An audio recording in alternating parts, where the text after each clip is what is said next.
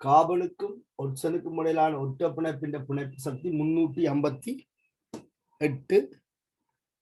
இரட்டை பிணைப்பின் பிணைப்பு சக்தி C double Bando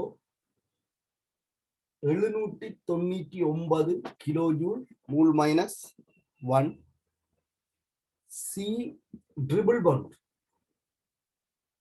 1072 kilo joule mole minus 1. பிணைப்பு நீளமும் குறை மேலிருந்து கீழ் நோக்கி பிணைப்பு நீளம் குறை. சரிதான். இந்த இடத்துல நான் உங்களை இன்னொரு கேள்வி கேட்டிருந்தேன். என்னன்னு சொன்னால், இந்த கார்பனீர் ஆக்சைடுல இருக்கிற கார்பன் கார்பன் டெட்ட பிணைப்பு, கார்பனோர் ஆக்சைடுல இருக்கிற கார்பன் கார்பன் மும்மை பிணைப்பு, CO3 2- இருக்கிற CO பிணைப்பு. அவ CO3 2- லூயின் கட்டமைப்பை பார்த்தீங்கன்னு சொன்னால் 3 CO பிணைப்புகள் காணப்படுது. சரி, 3 CO பிணைப்புகள் காணப்படுது. அதுல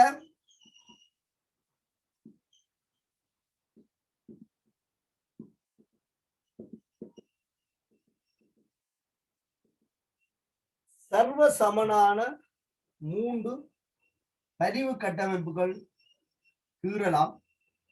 ஆகவே ஒரு CO பிணைப்பு, சரியா, ஒரு CO பிணைப்பு பிணைப்பு வரிசை ஒன்றோடு 3 மேல் ஒன்றாக காணப்படும். அதாவது இந்த பைப்பிணைப்பு இந்த 3 அணுக்களுக்கு இடையில என்ன செய்யப்படும் சொன்னால் பங்கிடப்பட்டு கொண்டிருக்கு. சரியா, இதுல இருக்கிற பைப்பிணைப்பு 3 அணுக்களுக்கு இடையில பங்கிடப்பட்டு கொண்டிருக்கு. அப்ப இதுல கார்பனுக்கு ஒட்சனுக்குள்ளான பிணைப்பு வரிசை 2 பொண்ட் ஓர்டர். சரிதானே, பொண்ட் ஓர்டர் பிணைப்பு வரிசை 2. இதுல பொண்ட் ஓர்டர் 3. இதுல பிணைப்பு வரிசை ஒன்றோடு 3 மேல் 1. சரிதானே. அப்ப இந்த CO3 2- 3 பரிவு கட்டமைப்புகள் இருக்கு. கலப்பு பரிவில ஒன்றோடு 3 மேல் 1ஆக பிணைப்பு வரிசை இருக்கு. பிணைப்பு வரிசை பிணைப்பு நீளத்தை பாதிக்கும். சரி, பிணைப்பு வரிசை பிணைப்பு நீளத்தை பாதிக்கும்.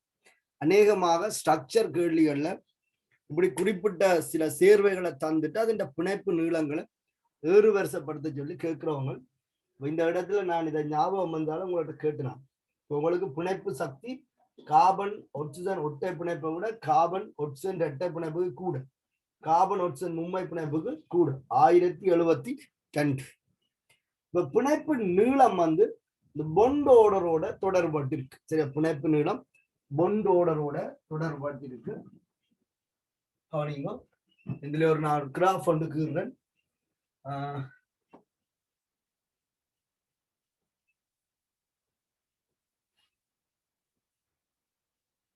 அதாவது பிணைப்பு நீளத்திற்கும்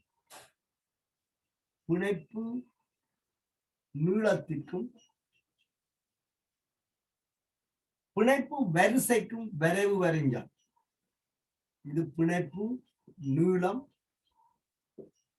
பிணைப்பு வரிசை,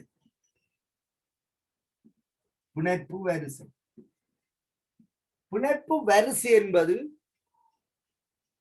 குறித்த 2 அணுக்களுக்கு இடையிலான பிணைப்புகளின் எண்ணிக்கையை உயர்தர பரீட்சையில உயர்தர சிலபஸ்ல கருதுது. சரிதான். உண்மையிலே அப்படி எனக்கு சொல்ல தெரியல. யூனிவர்சிட்டியில் நாங்கள் பிணைப்பு வரிசை என்று படிச்சது வேற. எங்களோட சிலபஸ்ல பிணைப்பு வரிசை என்பதை 2 அணுக்களுக்கு இடையிலான பிணைப்புகளின் எண்ணிக்கை என்று எடுத்துக் கொள்ளலாம். அப்ப 2 அணுக்களுக்கு இடையில ஆக குறைஞ்சது ஒரு பிணைப்பும் ஆக கூடினது 3 பிணைப்பும் காணப்படும். சரிதான். 2 அணுக்களுக்கு இடையில உண்மையில ஆக குறைஞ்சது ஒரு பிணைப்பும் ஆக கூடினது 3 பிணைப்பும் காணப்படும். பரிவு கட்டமைப்புகளை கருத்துல கொண்டு நாங்கள் கலப்பு பிணைப்பு வரிசை காணும் போது அது 1.5 ஒன்றோடு 3 மேல் 1 1 முக்கால் இப்படி என்ன செய்யலாம்னு சொன்னால் தசங்களையும் வரலாம். ஆனால் 2 அணுக்களுக்கு இடையில உள்ள பிணைப்புகள் எண்ணிக்கை தசத்துல சாதாரணமா வராது தானே. அப்ப அது ஒற்றை பிணைப்பு, இரட்டை பிணைப்பு, மும்மை பிணைப்பாக தான் இருக்கு. அப்ப CO3 2- போன்ற அயன்கள் சேர்வைகளுக்கு நாங்கள் கலப்பு பரிவு கீரைக்குள்ள சராசரி பிணைப்பு வரிசை வந்து என்ன செய்யலாம்னு சொன்னால் பின்னத்திலையும் அமையலாம். அப்ப பிணைப்பு நீளத்திற்கும் பிணைப்பு வரிசைக்கும் வரைவு வரைஞ்சால் அந்த வளை வந்து ஒரு செங்கோண அதிபர வளையாக போவதை நாங்கள் பார்க்கலாம்.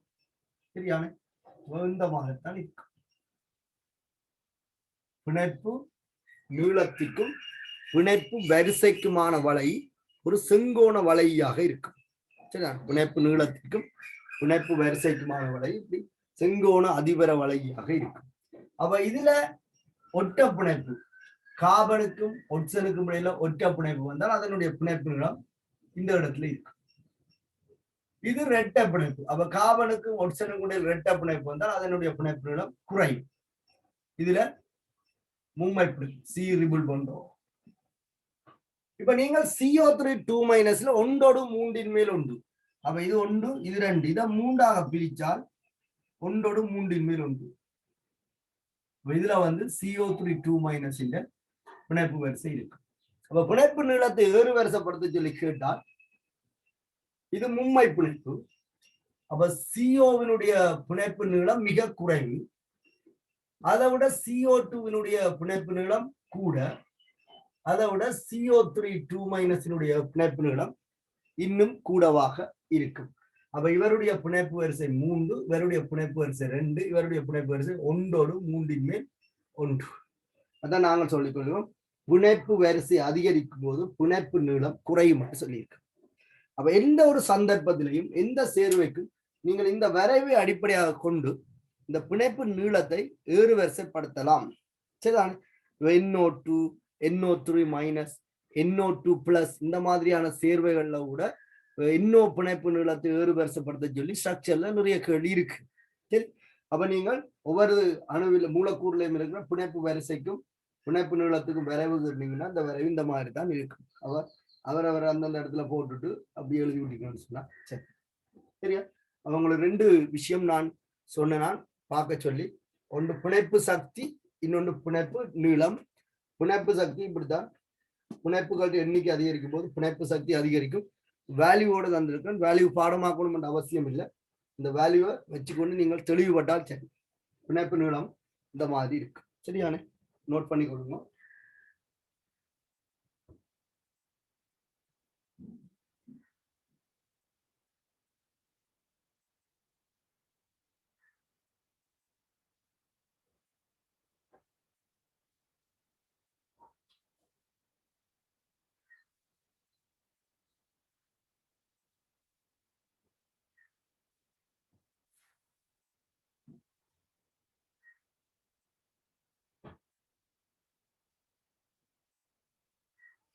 ஜெனரல் கெமிஸ்ட்ரியில குறித்த ஒரு மூலக்கூறுக்குள்ள பதிவு கட்டமைப்புகள் எண்ணிக்கை பற்றி கதைச்சிருப்பீங்க.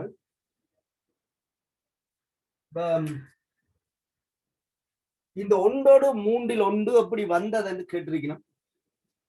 கவனிச்சு கொள்ளுங்க. CO3 2- உறுதியான லூயின் கட்டமைப்பு இப்படி இருக்கு.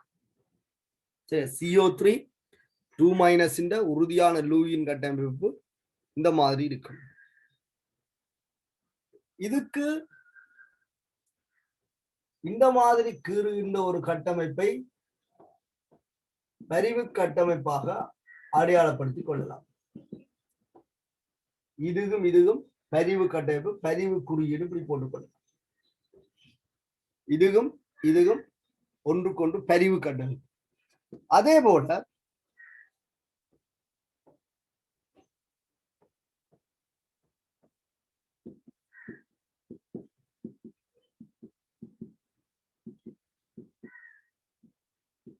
இதுவும் பரிவு கட்டமைப்பு.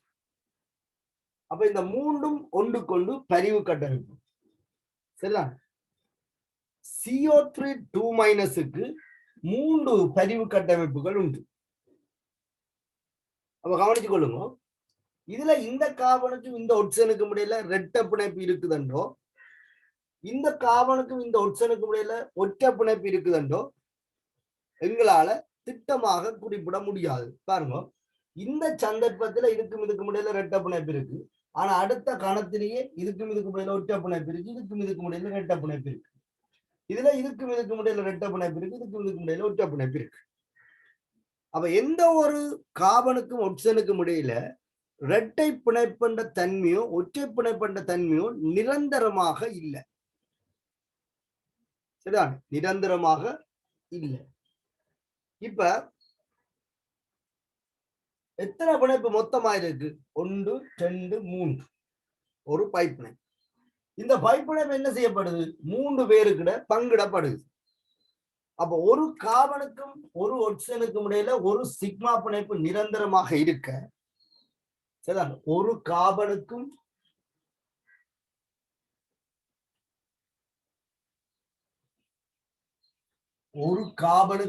ஒட்சனுக்கும் இடையில ஒரு சிக்மா பிணைப்பு நிரந்தரமாக இருக்க, சரிதான், இந்த பைப் பிணைப்பு 3 பேருக்கு இடையிலும் பங்கிடப்படுது. இங்க பரிவுகள் 3ம் சமனாக இருக்கிறதால இந்த பங்கீடும் சமனாக இருக்கும். அப்ப சராசரியாக ஒரு கார்பனுக்கும் ஒட்சனுக்கும் இடையில ஒரு சிக்மா பிணைப்பு நிரந்தரமாக இருக்க இந்த பைப் பிணைப்பு பங்கிடப்படுது.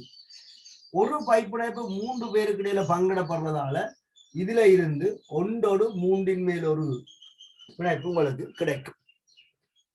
அப்ப ரெண்டையும் கூட்டித்தான் சராசரியாக ஒரு ஒட்சனுக்கும் ஒரு கார்பனுக்கும் இடையில 1/3 மேல் 1 பிணைப்புகள் எண்ணிக்கை என்று சொல்லி சொல்றோம்.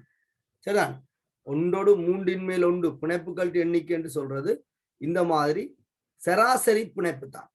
சரிதான், உண்மையிலே அப்படி பின்னத்துல வராது, சராசரி பிணைப்பு பின்னத்துல வரும். சொல்றவங்களும் அங்குதான்.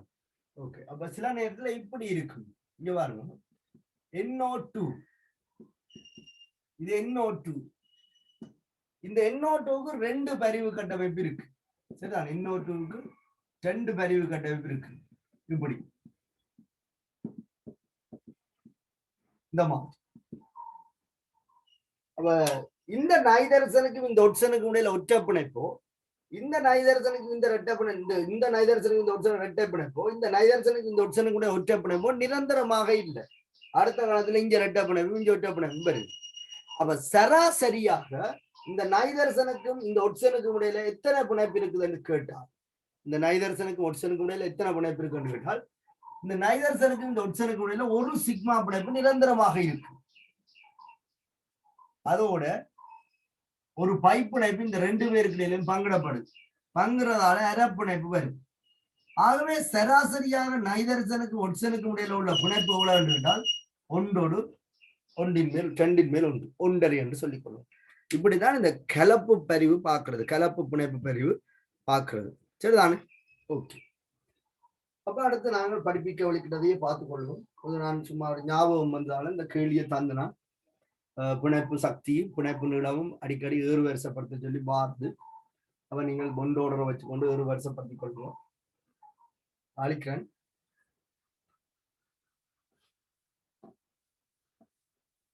இப்ப 14ஆம் கூட்டத்துல சிலிக்கனுக்கு இருக்கிற ஆக்சைடு வந்து அமில ஆக்சைடு என்று சொன்னாங்க. சரிதானே? நாங்கள் அமில ஆக்சைடுகளை நீரில் கரைக்கிறோம், அமில ஆக்சைடுகளை நீரில கரைக்கிற சம்பந்தமாக கதைச்சு கொண்டிருக்கிறோம். அமில ஆக்சைடுகள் நீரில கரைஞ்சு அமில கரைசல்களை தரும் என்று சொல்லியிருக்கு. அமில ஆக்சைடுகள் நீரில் கரைந்து அமில கரைசல்களை தரும். பாருங்க, SiO2 ஒரு அமில ஆக்சைடு, SiO2 ஒரு அமில ஆக்சைடு. ஏற்கனவே இதை பற்றி நான் உங்களுக்கு சில நேரத்துல கதைச்சிருக்கேன். இது சாதாரண அமில ஆக்சைடு போல இல்லை.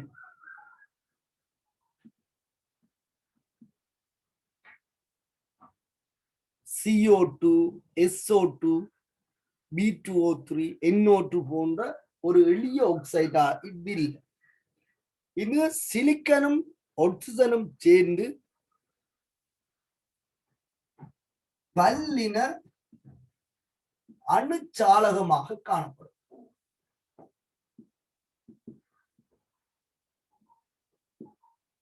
சிலிக்கனும் ஆக்சிஜனும் சேர்ந்து பல்லின அணுச்சாலகமாக காணப்படும்.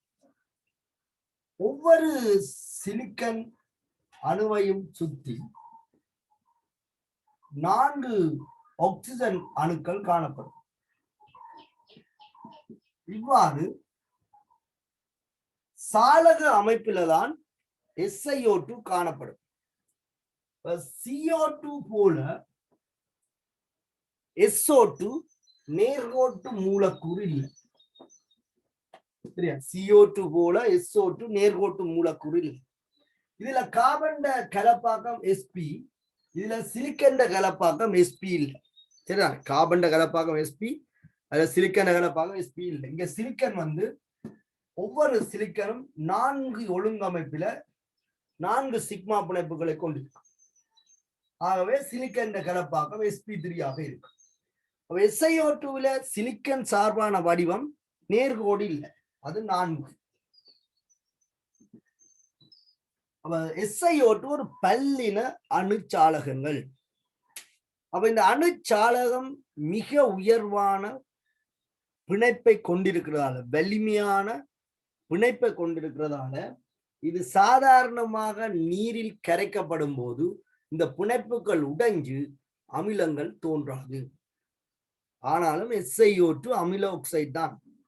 அப்ப SiO2 நாங்கள் நீர்ல கரைக்க முடியாது.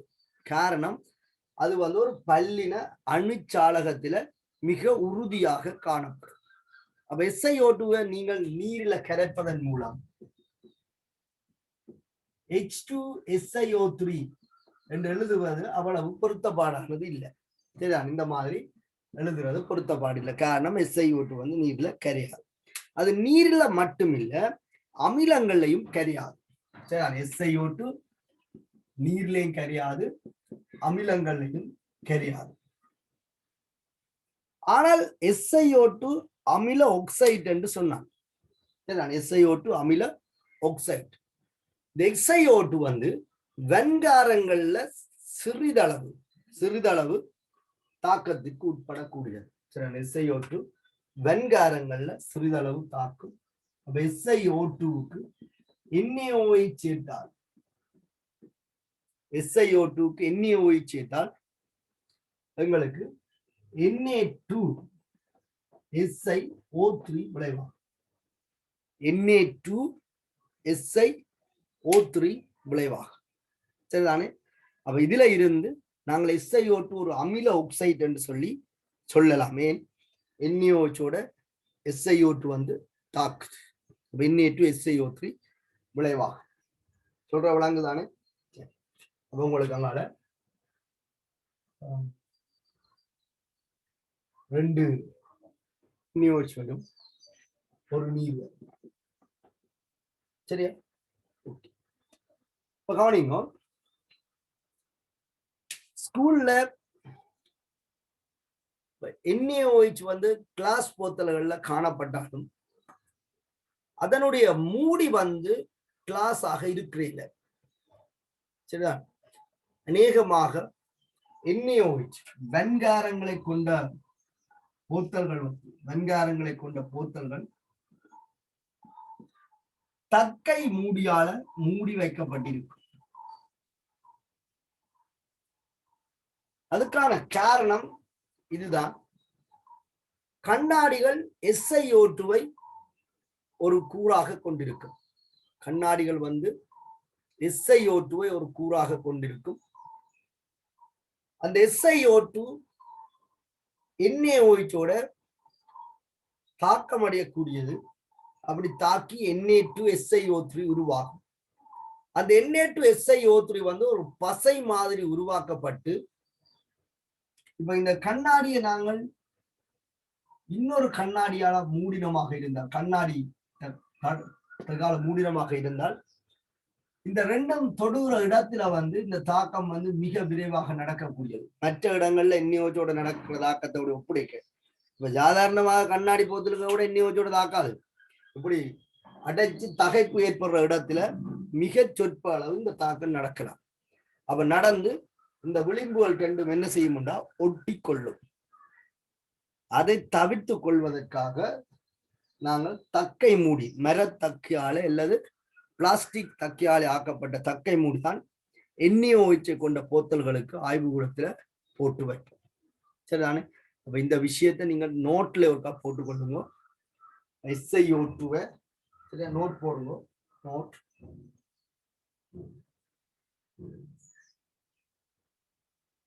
SiO2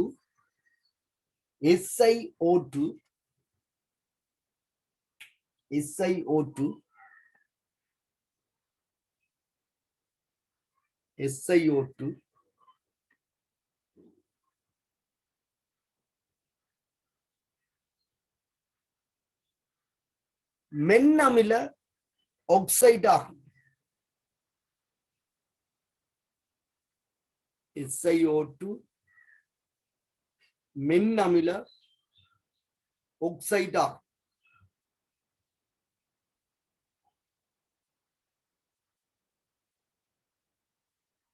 SiO2 மென்னமில ஆக்சைடு ஆகும்.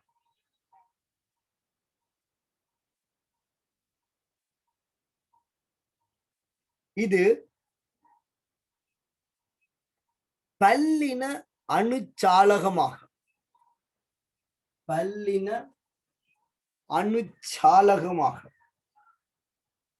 காணப்படுகின்றது.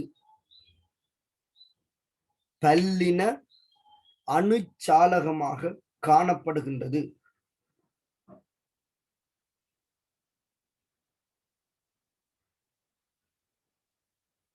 SiO2 ஆனது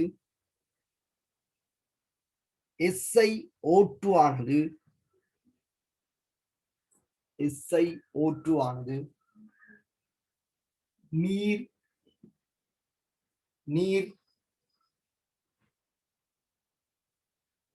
அமிலங்கள்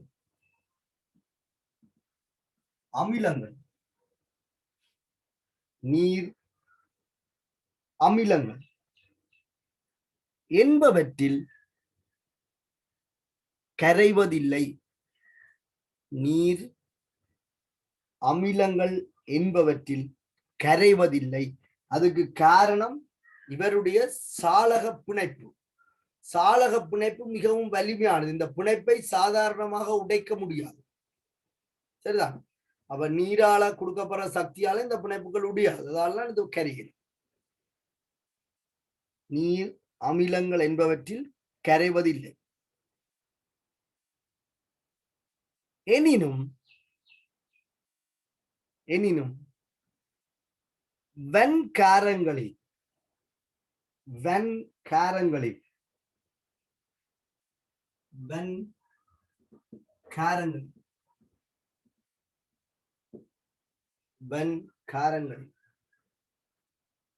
உயர் தகைப்பு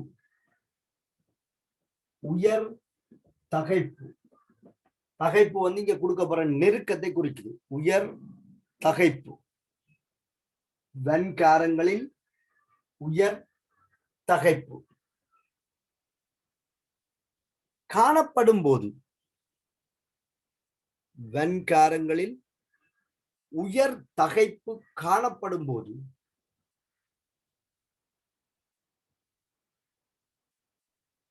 மிக சொற்ப அளவில் தாக்கமடையும்.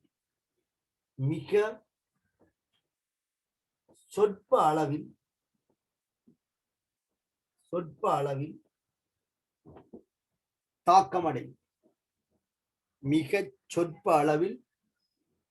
தாக்கமடையும். சாதாரணமாக கண்ணாடி வந்து SiO2 ஆக்கப்பட்டிருந்தாலும் கண்ணாடிக்குள்ள ஒரு NaOH தாக்கையில. அதான் சொல்லுங்க உயர் தகைப்பு. மூடி போட்டு நெருக்கினால் அந்த நெருக்குப்படுற இடத்துல மிகச்சிறிது அளவுக்கு தாக்கம் நடக்கும். அதுக்காகத்தான் நாங்கள் தக்கை மூடிய போட்டு.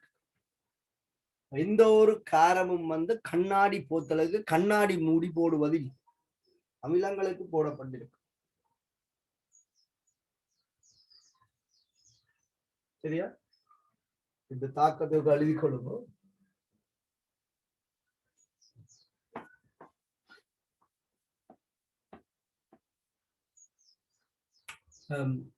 SiO2 வந்து நீரோட தாக்காது. SiO2க்கு அமிலங்களோடையும் தாக்கம் இல்லை. ஆனால் நான் சொன்ன நிபந்தனையில பன்காரங்கள்ல இது தாக்கும். Na2 SiO3 உருவாகும்.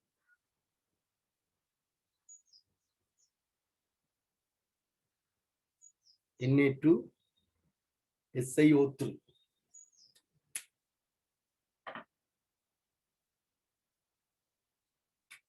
சரியா?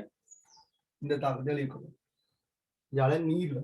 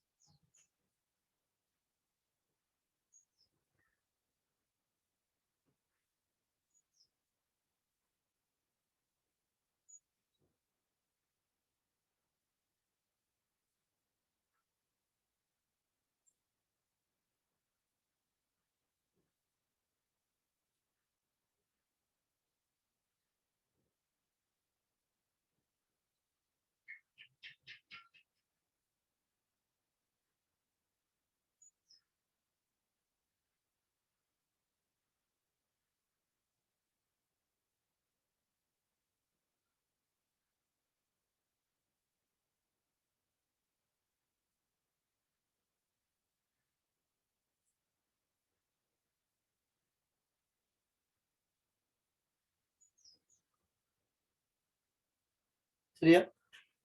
ஓகே, தலையங்கம் போட்டுக்கொள்ளுங்க.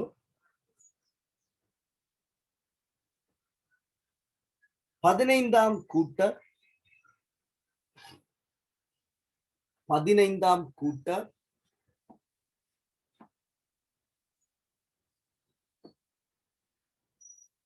அமில ஆக்சைடுகளை நீரில் கரைத்தல். 15ஆம் கூட்ட அமில ஆக்சைடுகளை நீரில் கரைத்தல். சரிதானே? கவனித்துக் கொள்ளுங்க. 15ஆம் கூட்டம் என்று சொன்னால் நைதரசனை தான் பிரதானமாக நாங்கள் கதைச்சு கொள்ளப்போம். அதுல பொஸ்பரஸையும் கதைச்சு கொள்ளலாம். 15ஆம் கூட்டத்தில் இருக்கிற நைதரசனுக்கு -3 தொடக்கம் +5 வரை, -3 தொடக்கம் +5 வரை ஒட்சியேற்ற நிலைகளை உடைய சேர்வைகள் காணப்படுகிறது.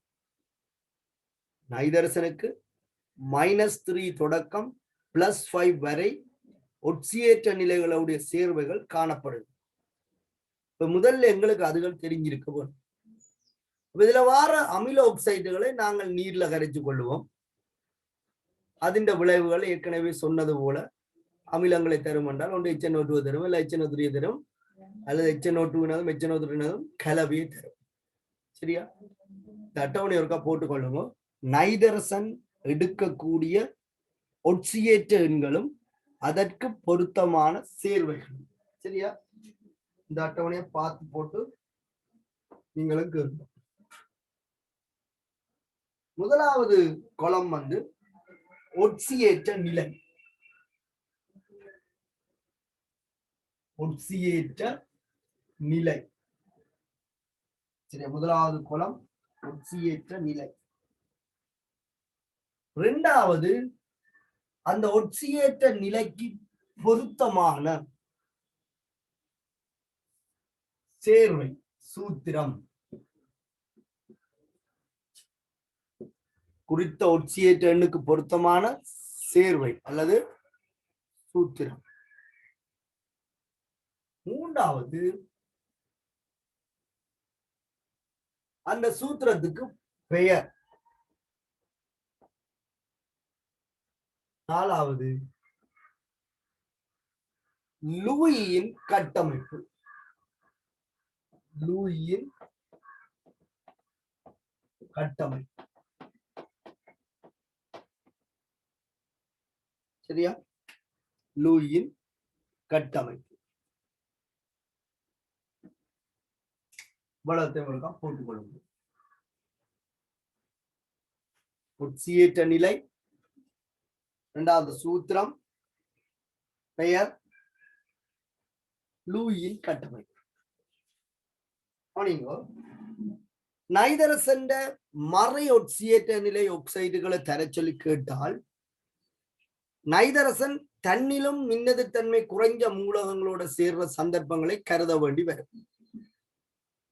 அப்ப நைதரசன் ஐதரசனோட சேர்ந்து சேர்வைகளை உருவாக்கும் போது அந்த சந்தர்ப்பத்துல நைதரசன் ஒட்சியேட்டர் வந்து மைனஸ் ஆக காணப்படும்.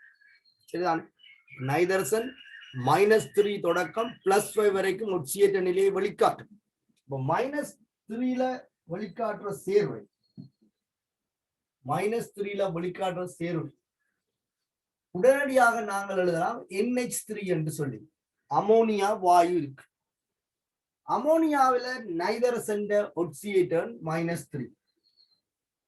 சரிதானே. அமோனியா பார்த்து எழுதி கொள்ளுங்க. அமோனியா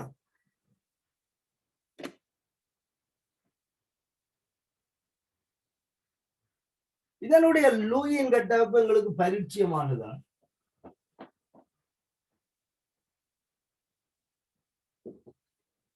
அமோனியாவினுடைய லூயின் கட்டமைப்புல நைதரசன் ஒரு தனிச்சோடி காணப்படும். நைதரசன் வந்து -3 ஒட்சியேற்ற நிலையில நிறைய சேர்வைகளை வெளிக்காட்டும். அதுல நாங்கள் அமோனியாவை குறிப்பிட்டுக் கொள்றோம். அதன் பேர் அமோனியா லூயின் கட்டமைப்பு. அடுத்த நைதரசனுக்கு -2 ஒட்சியேற்ற நிலை. இது நீங்கள் கேள்விப்பட்டீங்களோ எனக்கு தெரியாது. ஹைட்ரசீன் என்று சொல்றது. ஹைட்ரசீன் ஹைட்ரசீன் ஹைட்ரசீன் என்பது N2H4. N2H4 இதனுடைய லூயின் கட்டமைப்புல நைதரசனுக்கும் இடையில ஒற்றை பிணைப்பு காணப்படும். ஏனைய 4 ஐதரசன் ஒவ்வொரு நைதரசன்ல இணைஞ்சிருக்கும். இதுதான் ஹைட்ரசீனினுடைய கட்டமைப்பு. ஒவ்வொரு நைதரசன் சார்பாகவும் முக்கோண கூம்பக மூலக்கூற்று வடிவம் ஒழுங்கமைக்கப்பட்டிருக்கும். சரி, முக்கோண கூம்பக மூலக்கூற்று வடிவம் ஒழுங்கமைக்கப்பட்டிருக்கும். அப்ப ஒட்சியேற்ற நிலை இப்ப சில நேரத்துல கேட்கப்படலாம், நைதரசன் மறை ஒட்சியேற்ற நிலை சேர்வைகளையும் அவற்றின் பெயர்களையும் குறிப்பிடுக என்று சொல்லி. அப்ப ஒட்சியேற்ற நிலை -3 -2 -3 என்ற அமோனியா லூயின் கட்டமைப்பு. இது ஹைட்ரசீன். கவனம், இது நீ கேள்விப்பட்டிருக்கலாம் அல்லது சில பேருக்கு தெரியாம இருக்கலாம். ஹைட்ரசீன் N2H4 ஹைட்ரசீன்.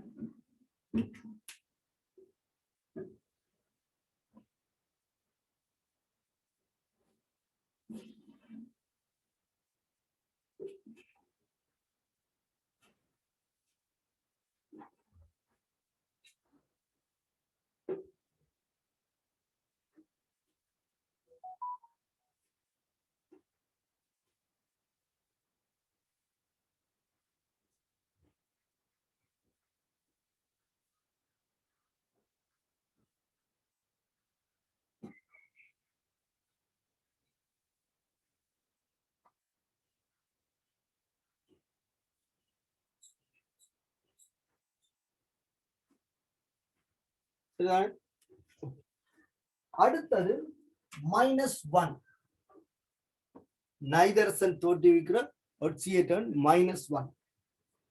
இது ஹைட்ரோக்சைல் அமைன் என்று சொல்றது. ஹைட்ரோக்சைல் அமைன் ஹைட்ரோக்சைல்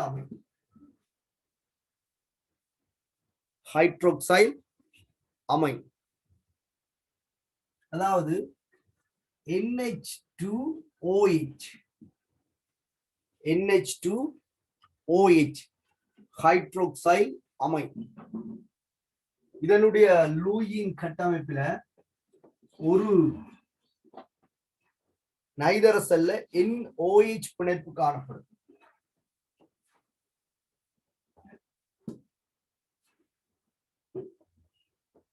நீங்கள் அதாவது கீழே எழுதி கொள்ளுங்க